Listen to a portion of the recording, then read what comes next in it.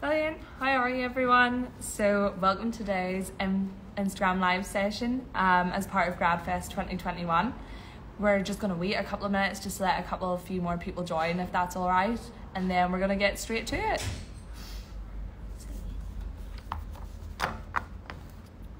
Brilliant. We're starting to see a couple of people join in already here. Things are looking great. Make sure to tell whoever you're sitting beside to get on.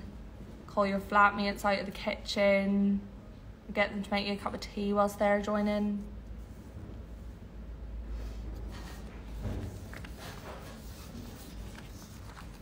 Brilliant.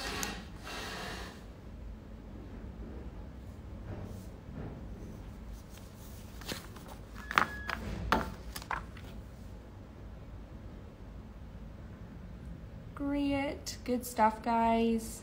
We'll be starting very shortly.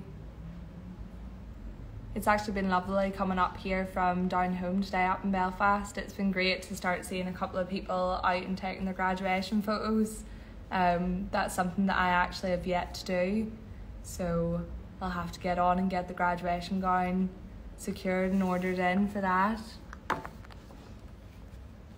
Hopefully I pick a day where it's not raining, that'll be fab.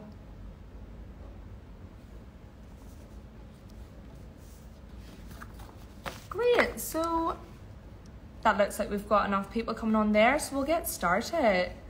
I'll say good morning again to everyone, for anyone who didn't get speaking to there. I'm Rebecca and I have just actually finished my degree here at Queen's. I studied drama just over the road. I can see the building from here. Our GradFest topic today is about future leaders and influencing, persuading and teamwork. So leadership and communication are actually the two most sought after skills on an employer's checklist today, and we're actually going to find out why that is. So we have an exciting representative from FinTrU on with us today. FinTrU provides careers as legal associates, engineers, UX designers, operational assistants, and have extensive relationships using their fintech sector with new business startups such as Raylo. I don't know if any of you have actually heard of Raylo before, but they're great. FinTrU are actually dedicated to providing local talent, so such as our lovely graduate selves, with opportunities to work with some of the biggest investment banks and firms globally. And joining us today is the lovely Viktorija, a senior associate in the legal department at RegTech firm FinTrU, where she leads a team of 6. She is a law graduate from Queen's with vast experience in the field of contract management, having worked with highly demanding clients ranging from consulting firms to investment managers and banks since graduating. So hopefully we have exciting opportunities such as that ourselves. Viktorija is actually going to help us explain how we can lead, influence and communicate our way to the top. So I think let's dial her in if she's ready. Brilliant, I see her here. If we connect, she'll be on in the next couple of seconds, guys. Hi Viktorija, how you doing? Hi Rebecca, hi everybody. I'm doing great, thank you. Thank you very much for having me. No, thank you so much for having us, I suppose I should say. My pleasure. Brilliant. So Viktorija, I suppose everyone's waiting for the main event, for the questions. So we'll get started. We'll get right in if you don't mind. Sure, of course. Brilliant. So Viktorija, if you could just tell us a bit about influence and skills, what are they and what do they involve? Sure. So influencing skills, they're skills that you use to persuade someone that your idea is better than someone else's idea, that your suggested terms or make better sense, and persuade someone to change their ways of thinking, but without forcing them to do so. But at the same time, respecting opinions of others and compromising where mutual agreement cannot be found. It's better to compromise than lose. What I like to say. It is a combination of communication and persuasion and negotiation, but it also involves confidence, which is an extremely important factor. And if either one of those elements are missing, then you will not be able to influence effectively. You need to be able to communicate productively, if needs be, changing your communication style depending on personality or profession of a person that you're communicating with or trying to influence. So whether it's your employer or a colleague or a client, the communication style will be different there. And influencing, it's also about, convincing someone to get on board, and to gain that approval, support from your team or employer on your suggested ideas. So ultimately, what you're looking from influencing someone is their backup. And as I mentioned before, communication and persuasion and negotiation, they all work hand in hand with confidence. You need to believe in yourself. You need to believe in your skills. Need to believe in your ability to influence and persuade. And, that comes with time and practice and experience. Yeah, so it's really just about like reading the room and knowing exactly who you're talking to. Exactly. Brilliant. Okay. And so I suppose you've actually given us some there of the influencing techniques that graduates such as ourselves might use in the workplace. But is there anything else that you'd want to add on to that? Any other techniques that we could use? There are several techniques that graduates can use in the workplace when it comes to influencing. The first one that comes into my mind is, know your audience, know the people you work with or the people you work for. So, all of you who joined today, at some stage you will be working with people that have different personalities, different level of experience, difference in age, different roles, and so on. Get to know them. Don't be afraid to flex your communication style, as I said previously, when dealing with people from or employees from different backgrounds.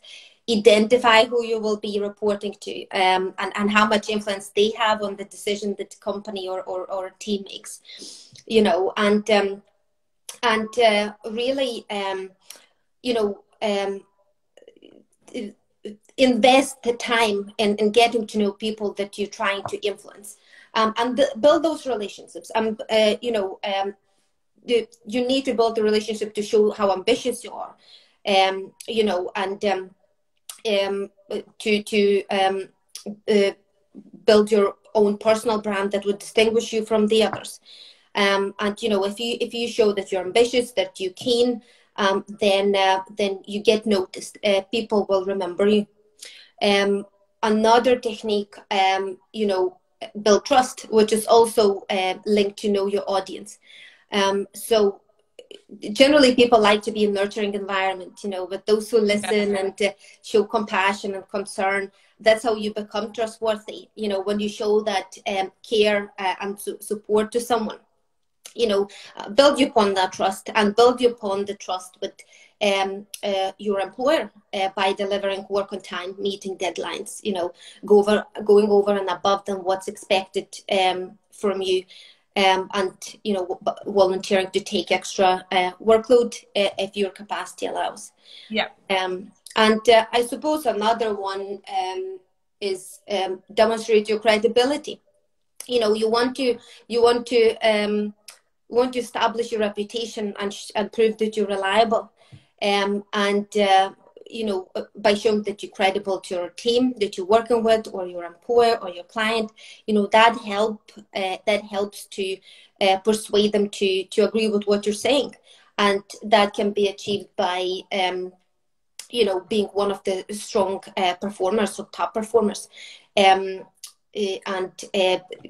showing constant improvement in your quality of work, and working well under pressure, and even being accountable for your own mistakes. If you made a mistake, raise your hand, admit you did it. Don't hide it, don't defend it, don't blame it on someone else. Raise your hand, admit you did it. Yeah. And that will show that you have that sense of responsibility and credibility. Yeah, and when you can bounce back from those mistakes and make an improvement on your work after that, and you've learned from it, that's obviously something employers are really looking for as well. That you're reliable on at times of crisis. That's right. But I always find bringing a wee pack of digestive biscuits into the workplace is a good way to make connections, especially if they're chocolate Exactly. ones. Little things like that when you don't even think about, you know, on a daily basis. Brilliant. So, Viktorija, what kind of skills do you need to put together to provide like a good case in person or even in writing? Well, you need to research, you need to prepare, and you need to practice. Yeah. You know, communicate in a concise and clear manner, whether it's on paper or in person. It's important that your audience understands what you're trying to say, and that you put your point across effectively. And you know, you need to if you're presenting your case in person, think about your tone. You know, assess your audience to tailor your tone. So whether it's a formal tone that should be using or more casual, but always remain professional. That's extremely important. And know your topic inside out. You know, you don't want to get stuck, especially if you ask questions. And just think about, you know, what is the purpose of that case? What is the goal here, and what you want people to take away from that case? Yeah, okay. No, for sure, because it's important that you know what you want to get out of it as what your pitcher wants to get out of it. Exactly. So how important do you think is communication when it comes to engaging an audience rationally and logically, I suppose as well as emotionally, and the flexibility then to kind of switch to between appealing to the head and the heart as situation requires? So I suppose what we're kind of asking is communication, but how to keep it professional, like you said, but still have that like warm feel to it, that personal touch. I mean, well, it's extremely important. You know, communication is extremely important. Being able to communicate effectively is essential for business. It's a foundation of influencing skills that I have touched on previously. Yeah. And it's also the basis for leadership and teamwork. So it's, you know, when you think about, you know, by communicating effectively, what that means is, you know, thinking about the content of what you're going to say, or the content of a speech or presentation that you're going to deliver. You know, sometimes less is more. And, you know, how you present yourself when communicating, being able to answer the questions as well as ask good questions. You know, that's a skill in itself. And, you know, when we talk about appealing to the head and to the heart, that for me goes back, you know, to know your audience. If you know your audience, you can assess, then you can tailor your communication style, and you can tailor your tone, but you can also tailor the content of what you're going to say as well. Yeah, I think what I was actually told as well there, given a presentation not too long ago, was I think I maybe got too caught up in wanting to come across well to an employer, to a business pitch or an investor. And what we actually got told was leave your personality up to itself. If you're a fun, bubbly person, it's going to come across anyway. So I think what you've said about just knowing your topic and knowing what you're going in to say and knowing your audience is great, because if you know all that, then your own self just comes into it anyway. That's something you don't really have control over.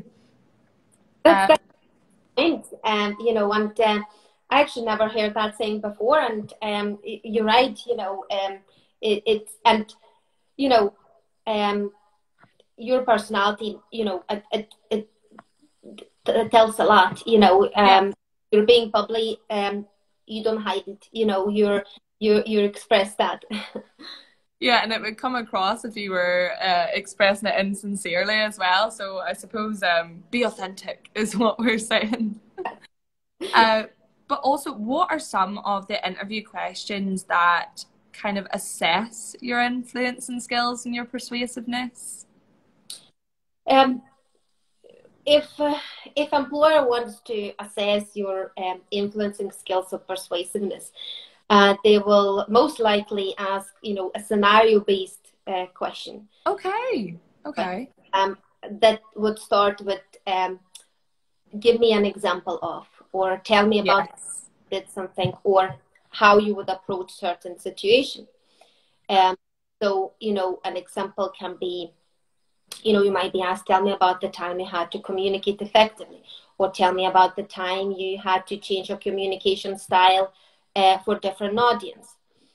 So here, think about maybe you delivered a presentation as part of the coursework that received a great feedback, or maybe you handled a social media account, or for university or social committee. Yeah. That received lots of followers and became very popular. Both very good examples to use, for graduates. You might be asked, tell me about the time you worked with the person. Here employer would want to know if you have communication skills. Did you flex your style? What tone did you use when you talk with a difficult person? And did you confront that person over his or her behavior? Another question you might be asked is, tell me about the time, you have persuaded someone to do something that they didn't want to do. Okay. If think about if you're in a part-time job and you convince your colleague to stay in the company even though he or she received another job offer, or maybe if you don't have a job, if you perhaps you convinced a person in your class to join a charity event or a similar initiative by university. Also, a very good example to use for that question. And another question that is a great question to ask by is, tell me about the time you had an argument or disagreement with your teammate. So this is a great question to ask by employers, because what they will be looking from your answer is that you have communication skills, that you can work in a team, and also if you have problem solving skills, because if you had an argument, they'll need to know how that ended as well. Yes. I find this crazy to me, because these are all questions that I know in interviews that previously I've done, I've been asked before, and it's just interesting to hear from you now that that's what they were assessing. I didn't even think about that at the time, so I will now know if I'm being asked any of those questions to watch out for what I'm giving. Yeah, I mean, because all of these questions, whenever you think about your answers to these questions, they all there will be element of on influence there. If you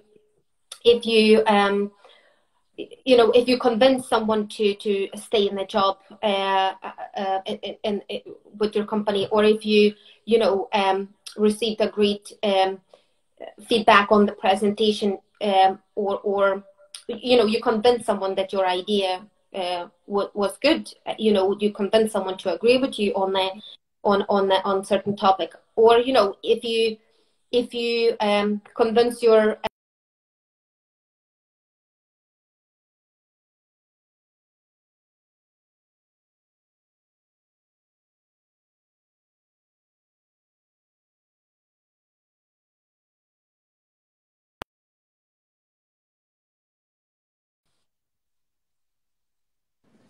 Yeah, Victoria, what else? What are ways that we could develop our influence and skills then? Well, I mean, there are the best way to develop influencing skills, or getting involved in various of group activities, project work, or find a part-time job that involves client-facing or customer-facing. Okay. And that's as simple as, say, having a job that most of us have, I know here, say, in Tesco or in the local spa, or even down, if you're part of any of the reps down at the bars and things, anything that involves people. Yes, exactly. You need to get involved in a group activity, because you can't influence someone if you're not a part of the team. Yeah. At the same time, you can you have a great insight in how others lead in the team, or what sort of ideas they have, or ways that they use to influence someone in the team that you're part of. And I mean, public speaking is a great way to develop influencing skills. It will improve your confidence, it will improve your communication skills, and it will also help you develop, different ways of interacting with audience. Yes. Also, in university debates, I don't know if you still have them in Queens, but university debates is a great way to also develop influencing skills. And you don't need to participate if you don't want to, but simply by watching the debate, you can have a great insight, as I mentioned previously, watching how others lead and how others communicate with the audience. And I suppose this actually makes sense to them why all our lovely tutors make us do so many lovely presentations then throughout the year. Exactly. That will pay off. It makes sense. I suppose we can't complain about this anymore now. You'll be asking for more after this. I know we will. We'll be saying, can we do all presentations now? Is that an option? And then I think we just have 2 questions left, so we're getting through this rightly. These are great. No problem. So, Viktorija, how do we develop then leadership potential, and how do recruiters assess leadership potential? It's a good question. Some people are natural leaders, but everyone can develop a necessary skill set to become a leader. Great way to develop leadership potential is by taking on more responsibility.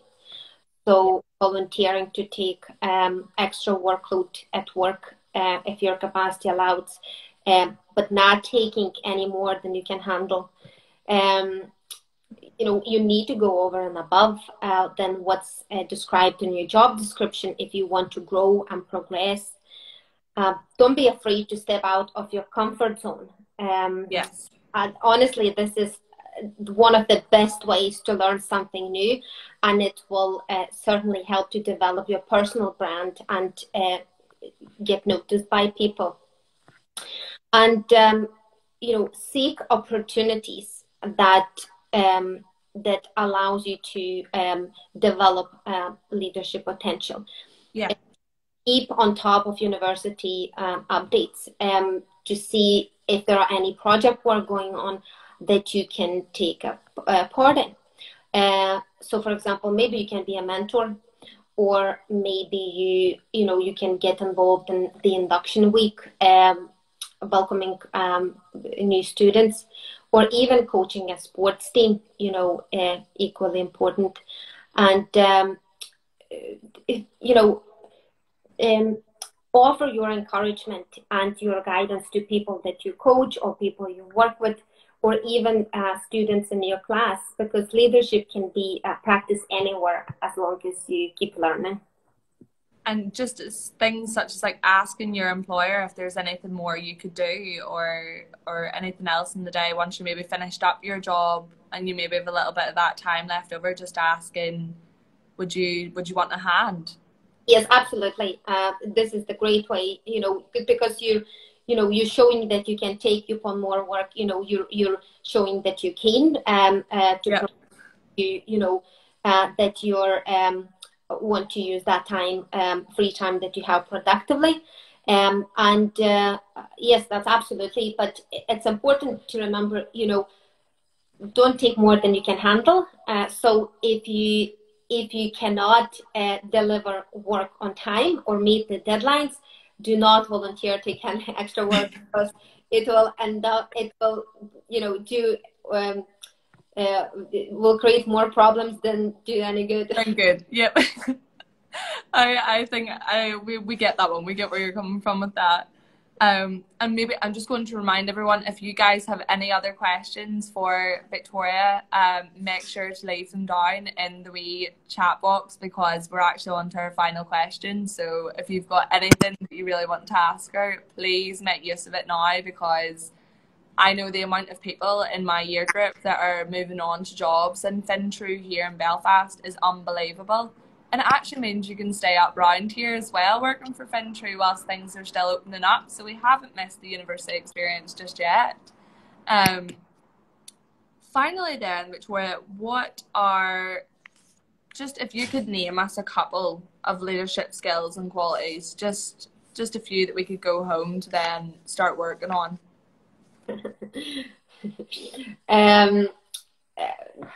Leadership consists of so many skills and qualities, and the list goes on and on and on. But some of them are, ambition. You need to be ambitious. Yes. Set your goals and focus on them. Problem solving. Organization. Need to be organized. Keep the track the progress of work.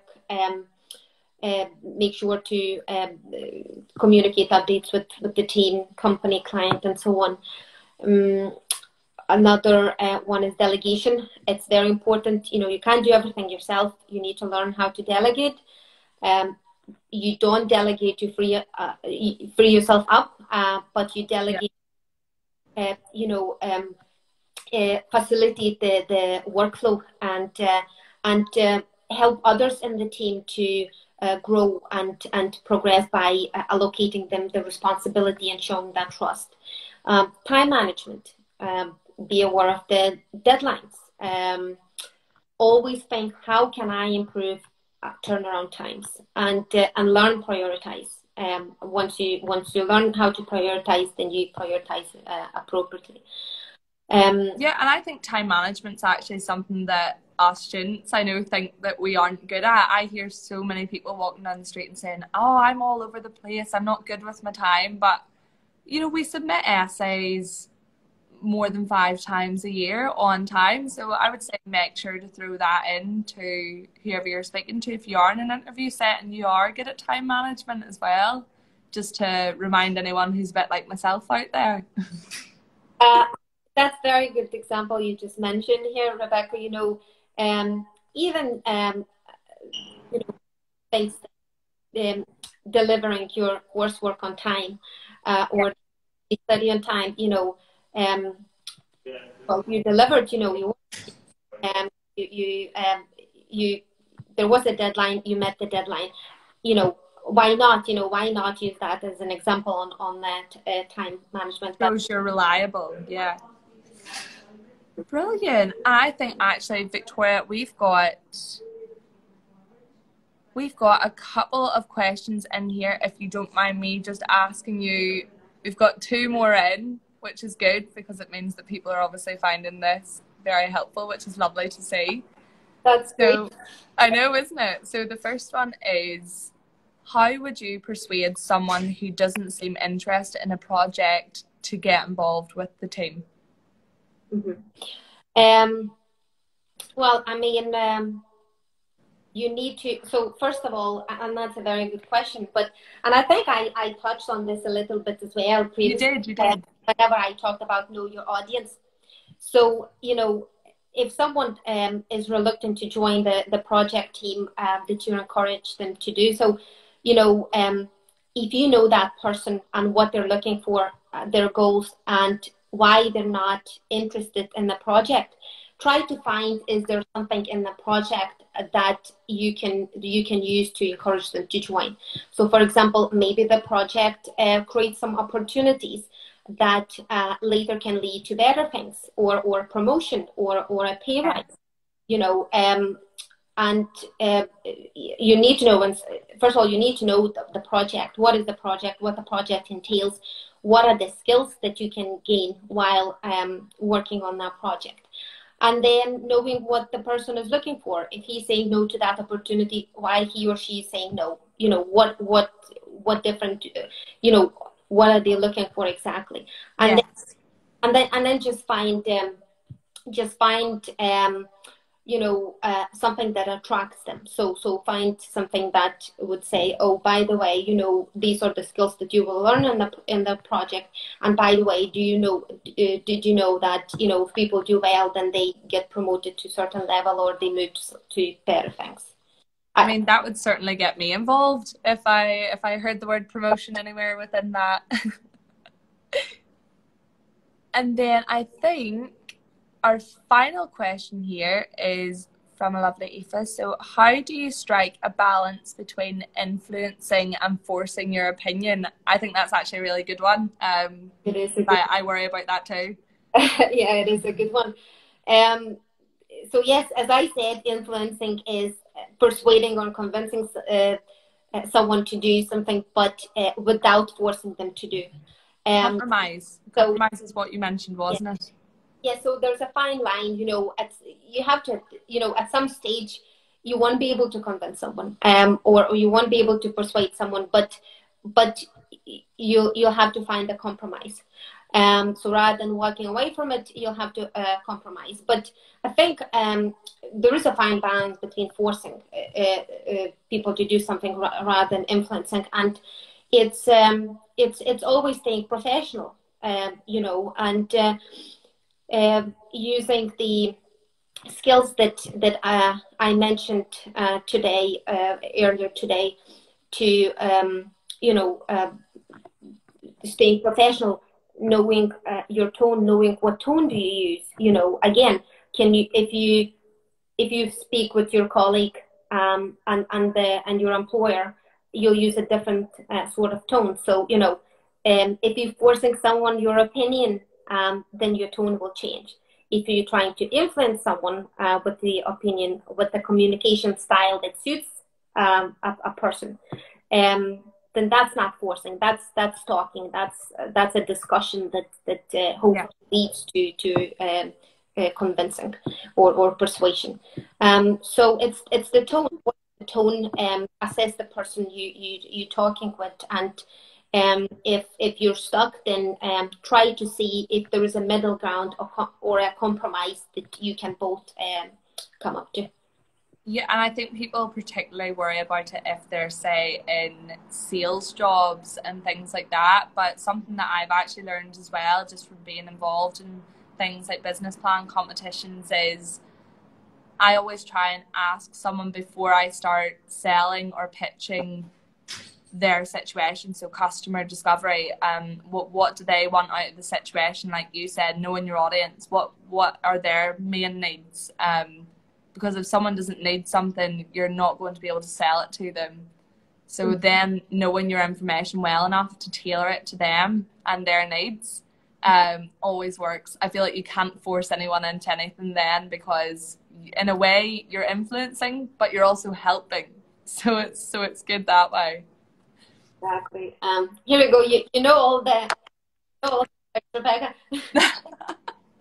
No, honestly, my trick list has piled since listening to you. Honestly, I'm mentally taking notes down here. I'm going to ask if the guys will send me the video after, and actually the video will be up of our live on the website. So if anyone needs to look back at things like me and take more notes, we can do that. It's all good. Good.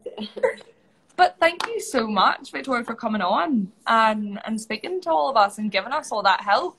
Thank you so much for having me. It was honestly a pleasure, and I wish you all very best.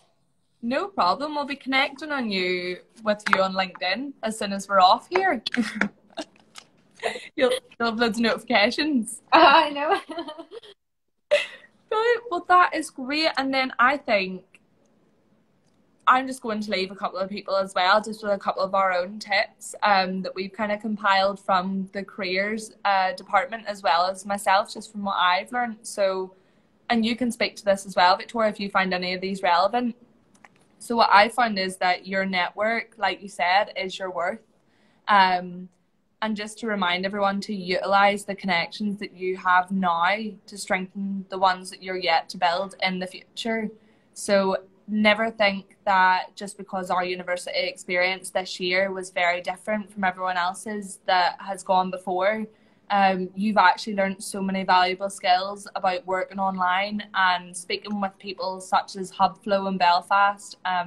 They've definitely said that we're going to take on a more hybrid approach. So you're amazing candidates to be going into these workplaces knowing how to work in person and online effectively. So make sure you're using LinkedIn to build up your CV, because loads of graduates are actually headhunted on LinkedIn. I don't know if any of you know, but there's companies at the minute, if you were looking for jobs such as MRP in Belfast, that are actually looking for sales communications, and it's regardless of whatever degree you've done. Talking about CVs, please utilise the careers facilities and jump on a quick 15-minute call with an advisor and book through the website. And if you're more comfortable doing things on your own, use your student account and just log on to VMock, and it'll be able to look through your CV for you, because I'm sure Viktorija agrees, your CV, it's the glimpse at who you are before you're able to give your personality. Exactly. I couldn't agree more. And then never let your degree tie you down either. Just because you've done one degree doesn't mean that that's what you're set to do for the rest of your life. I know so many people, including my own dad, who's moved from being a builder to a childminder. Had I not looked outside my drama degree, I wouldn't have got involved with Queen's Enterprise SU. I wouldn't have won the Innovator programme. I wouldn't have went on to do the Ireland Funds, or even looked at completing my own business. So definitely make use of all the resources here at Queen's. You can make use up to some of the resources for a year after you leave. And yes, Northern Ireland is very small. And hopefully we can all travel so soon. I'll be so excited. But look on the My Future portal, because there is actually loads of opportunities there to kind of graduate and go into jobs that are globally scalable, such as yourselves, working with companies in America and Ecuador, and just so many amazing places across the world that you could start working online now for a year, and there may be an opportunity in 1 to 2 years to move away and work somewhere as well. So don't limit yourself to staying here. I won't be limiting myself to be staying in Dunloy for the rest of my life either, but sure, we'll be seeing. But this is the last event of our series this week, and we'll be back doing Instagram live sessions now every day from Monday the 19th of July, actually, to hear from some of our alumni here at Queen's. And then just keep an eye on our social media, guys, at QUB Careers, and visit the GradFest website for any help or recordings. I know that Jenny and Emma here are always happy to help, and they're not scary at all. So you can connect with Viktorija on LinkedIn. I'm making that connection for her, or me, or anyone here, and everyone will be more than happy to help. So thanks, everyone. Have a really good weekend. Thank you, everyone. Thank you for listening. Bye. Bye. See you later.